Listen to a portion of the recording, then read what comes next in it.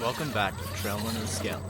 Today we're going to go over the first round of modifications to the Redcat Gen8 V2 as part of our RTR to Class 1 Comp Rig build series. If you haven't watched the first video in the series, please click on the link above and go give that one a watch first. In that video we went over the plan, which is to spend $50 an episode doing a combination of scale point and performance upgrades. We're going to build this RTR into a comp ready truck over several episodes. We also made the truck legal by just swapping out the tires for a set of Class 1 legal 4.19 tires. I misspoke in the first episode. We were at 17 points, not 16. In addition to that, I totally forgot about our license plate here on the back, so our stock score is actually 18 points out of the box. For our first set of mods, I wanted to focus on making sure the truck has everything we need to finish a course.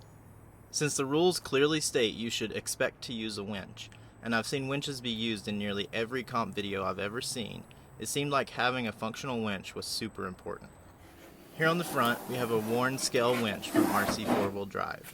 This was super easy to mount up. The bumper already has 4 holes. They didn't quite line up, so I had to slot them a tad, but it was really just a couple of minutes.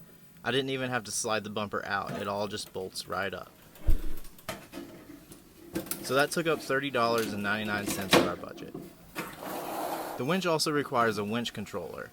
I didn't want to blow the whole budget on just the winch mod, so I didn't go with the RC 4-wheel drive controller. I actually used the trick from my 118 FCX 24 6x6 build. If you haven't seen that rig, check out my overview video here. The trick is to buy a cheap continuous rotation microserver and rob the internals. This tiny board right here comes out of this cheap Amazon microservo I got for $5.69.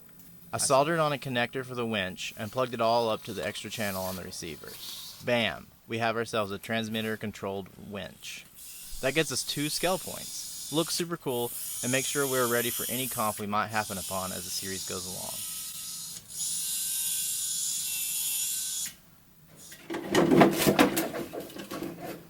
Next, I found this cool antenna while I was browsing over at A-Main, so I decided to add this for a cheap and fun scale point pickup. Originally I was just going to mount it here on the bumper, but that would block the real size truck from opening the tailgate, and that doesn't seem very scale. So I made this little metal angle bracket from some scrap I had laying around. I posted a short demonstrating that, which you can see in the link on the screen now. That cost us $4.99 and got another non-functional scale point.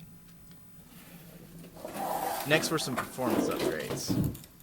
In a previous video, I did a short discussion of the Gen8 steering issues, and you can check out that video at the link on the screen right now. I'm still in the modified configuration because it is working okay, but to be honest, I don't think it's worth the time. I'll end up swapping this back if I ever change the steering setup again. We'll probably revisit steering upgrades in a future video anyway. The other annoying thing about this truck out of the box is the weak drag brake. I'll link here to a video I did demonstrating this and how I solved it. In that video, I found that if we just re-gear the truck, we can give the motor some additional mechanical advantage and really boost the strength of the drag brake. The truck is a lot more stable when crawling as a result. The drag brake can now hold the truck on a steep incline. That cost us $4.99. So our grand total spent today comes to $46.66. That leaves us with $3.34 to carry over to the next episode. We got 2 more scale points for the winch and 1 non-functional point for the antenna, bringing our total up to 21 from 18. I've driven the truck on a lot of indoor and outdoor features since I made these changes, and the truck is performing extremely well.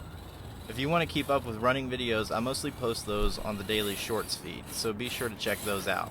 So what do you think? Did we make some good decisions for the first round of upgrades? What would you have done differently? And what do you think we should do for the next round? Be sure to drop those thoughts in the comments, and don't forget to like and subscribe, and we'll see you in the next one.